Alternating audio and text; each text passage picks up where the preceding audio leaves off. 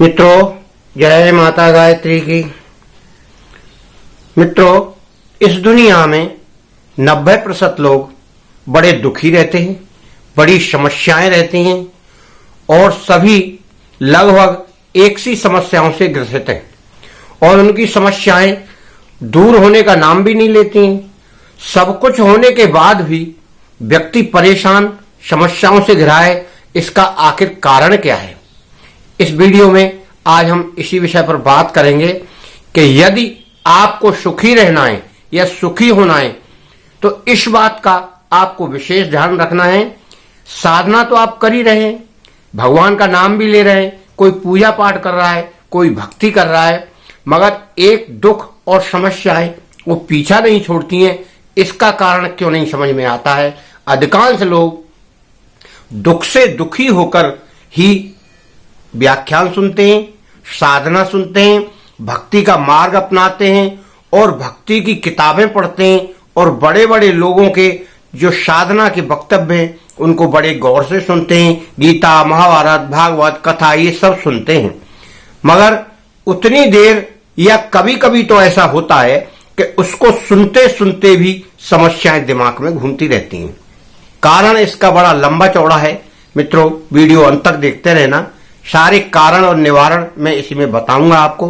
बड़े शांति से सुनेंगे आप तो शांति धारण करेंगे। क्यों कि सारा समस्या का मामला एक ही जगह से उत्पन्न होता है और वो होता है मन से। और मन हर व्यक्ति का कंट्रोल में नहीं आता है। क्यों कि उसका हमने कोई उपाय ही नहीं किया। मन को तो छोड़ रखा है हमने फ्री, और समस्याओं का और कष्टों का निवारण हम करने चल दिए। तो मित्रों, ये असंभव है कि आपकी समस्याएं समाप्त हो जाएं। मन को खूंटा से बांधना पड़ेगा या मन को चाबुक से मारना पड़ेगा। इसके लिए आपको वो उपाय करना है जिससे मन रुके। मन कब रुकेगा और कैसे रुकेगा, इस विधि का आपको मैं यहां उपाय बता रहा हूं। छोटा छोटा थोड़ा थोड़ा उपाय बता रहा हूं। आप अपने जीवन में उतारेंगे तो उसका आपके जीवन में अंतर आएगा, शांति मिलेगी और समस्याओं से छुटकारा मिलेगा। सर्वप्रथम आप मन को ध्यान में रख के पूरे कार्य करें, सोचें, विचारें और कार्य करें, और तब उस मन को कंट्रोल में करने की प्रक्रिया लागू करें। सबसे पहली बात यह है कि मन चाहे जिस चीज के लिए करने लगता है कि मुझे ये चाहिए, ये चाहिए, ये चाहिए, अब यहां आप बुद्धि का इस्तेमाल करो, क्योंकि मन से ऊपर बुद्धि, बुद्धि से ऊपर आत्मा है। तो मन को कंट्रोल में करने के लिए बुद्धि है। तो यहां आप बुद्धि लगाओ कि ये चीज हमको क्यों चाहिए, क्या उसके बगैर हमारा काम नहीं चलेगा। अगर हमारा काम चलता है तो हमें वो चीज नहीं लेना है मन के कहने से। कारण कि कामना है ये, और मन करता है ज्यादातर कामना, बुद्धि नहीं करती। बुद्धि तो वही कार्य करती है जो तुम्हें चाहिए या तुम्हारे मतलब का है, और उसमें भी वो कैलकुलेशन करती है, गुणा भाग करती है, अच्छा बुरा सोचती है, मगर मन कुछ नहीं सोचता। मन केवल ये सोचता है ये मुझको चाहिए तो चाहिए। इसलिए मन पर कंट्रोल करने के लिए आप रुकें और सोचें, बुद्धि से काम लें कि ये वस्तु हमें क्यों चाहिए, इसकी क्या उपयोगिता है। फिर आप उसमें 50% तो यही काट दें उस बात को। फिर उसके बाद आप चिंतन करें, घर परिवार से आप सलाह मशवरा करें। यदि वो वस्तु ज्यादा अति आवश्यक है तब उसके विचार में आप सोचें, अन्यथा उसको 50% से नीचे जाकर आप उसे खत्म कर दें। एक समस्या आपकी खत्म हो जाएगी। तो इस तरह की बहुत सारी समस्याएं आपके मन में आती हैं और मन में आते ही बुद्धि के पास जाती है और बुद्धि उसको प्रसारित करता है, बताता है कि भैया ये ऐसा कह रहा है, ऐसा कह रहा है, ये चाहिए, ये चाहिए, ये चाहिए। तो इस प्रकार से हमारे मन में जो जो चीजें आती हैं उन चीजों को हम 50% में लेके चलें। 100% अगर आपने प्रायोरिटी बना ली उसकी, यानी प्रमुखता बना ली, तो फिर आप उससे नहीं निकल पाएंगे। समस्या आपको चारों ओर से घेरती रहेंगी। क्यों कि मन तो जिस जिस चीज को देखता है वो आपके शरीर के पास लाकर छोड़ देता है। एक यहां से लाए, एक वहां से लाए, एक वहां से लाए, चारों साइड से समस्याएं लाके आपके सर पर डाल दी और बुद्धि उनसे होती है परेशान कि यार ये क्या हो गया। इस प्रकार से आप अपने मन को कंट्रोल में करेंगे तभी आपकी समस्याएं कम होंगी। यानी कामनाओं का निस्तारण करना है, कामनाएं जितनी भी हों उनमें से आधी कर लो। अगर 10 कामनाएं हैं यानी 10 इच्छाएं तो 10 में से 5 पहले रखो बहुत प्रमुखता वाली, और 5 में से भी उनमें आधी करो, 2.5 करो और उनसे भी प्रमुखता वाली, और सबसे पहली प्रमुखता में उसको रखो कि इसके बगैर काम नहीं चलेगा। तब तो आपको शांति मिलेगी और सुख मिलेगा और समस्याओं का निराकरण होगा। अन्यथा आप उसी तरह घिरे रहेंगे और शाम तक घिरते हुए आप खा पी कर सो जाएंगे और फिर सवेरे उठते ही आप भगवान का नाम लें ना लें पर वो समस्याएं आपको जरूर घेरेंगी। एक बात तो ये हो गई कि आप कामनाएं कम करें। दूसरी बात ये हो गई कि आप विलासता की चीजें ना खाएं, उल्टी सीधी ये वो, आप बड़ा आनंद आ गया 2 पैक मार लिए, मीट मछली खा लिया, बहुत गर्म मसालेदार खा लिया, आज तो हलवा बनवा लो, ये बनो, इस तरह का जीवन ना जिए।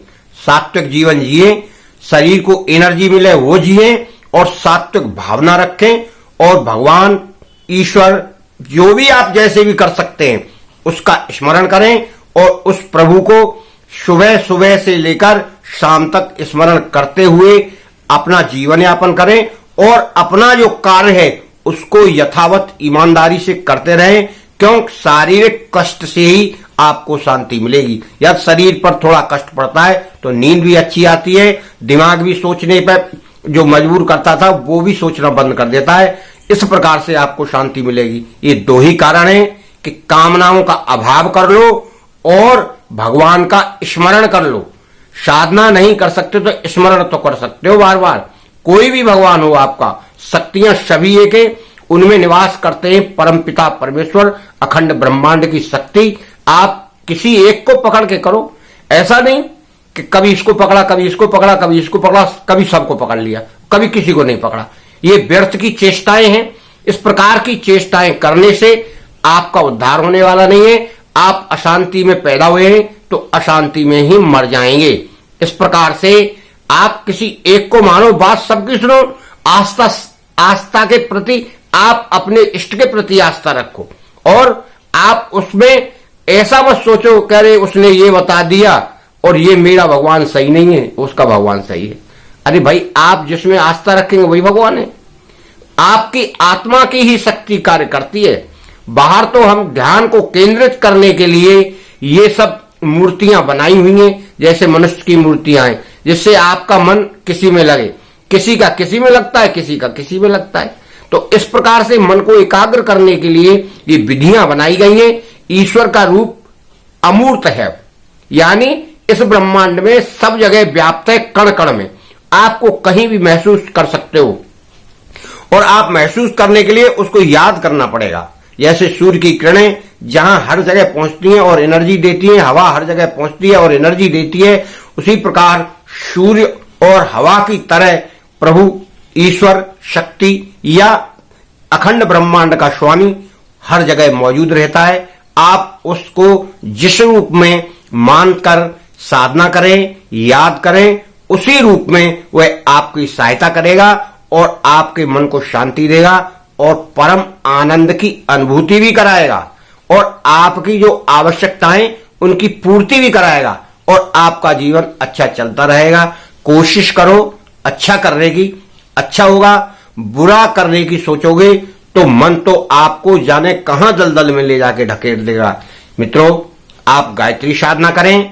सबसे सर्व सुलभ, सबसे सर्व उत्तम और सरल है। कोई इसमें ढोंग नहीं है और कोई इसमें दिखावा नहीं है। गायत्री मंत्र पढ़ो और कहीं भी आराम से रहते रहो। आप निडर होकर, भयहीन होकर आप अनंत तक जिएंगे और अंत काल में बहुत ही अच्छी मृत्यु को प्राप्त होंगे। क्यों कि जीवन मिला है इस शरीर को, तो मृत्यु तो होना ही निश्चित है और आगे भी भविष्य में सूक्ष्म शरीर जहां जाएगा वहां अच्छी योनि प्राप्त होगी।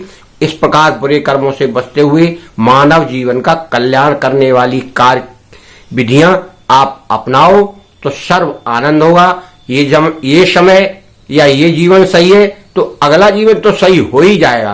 क्यों कि इसके कर्म ही तो वहां जाएंगे। प्रभु भगवान ने गीता में ये कहा है, जब मनुष्य को नया जीवन मिलता है तो इस पुराने जीवन से मन, बुद्धि, स्मृति ये सब जाती हैं और चेतनाएं और याददाश्त और कर्मों के स्वभाव और कर्मों की गति वो आपको दूसरे जीवन में ले जाती है। वो आपको याद तो नहीं रहती पूर्व जन्म की, मगर स्मृतियों में, सपने में और कभी कभी अचानक वो सब बातें याद आ जाती हैं और व्यक्ति उस तरह के व्यवहार करता है और उनको भोगता भी है। इस प्रकार से मित्रों, आपको सावधानी पूर्वक अपने जीवन को जीना है और आगे चलते हुए शांति को प्राप्त करना है। जय जय जय श्री गायत्री माता की जय। गायत्री माता सबका भला करे, आपको सब परिवार सहित सुख और आनंद को प्राप्त हो, यही मेरी शुभकामना है।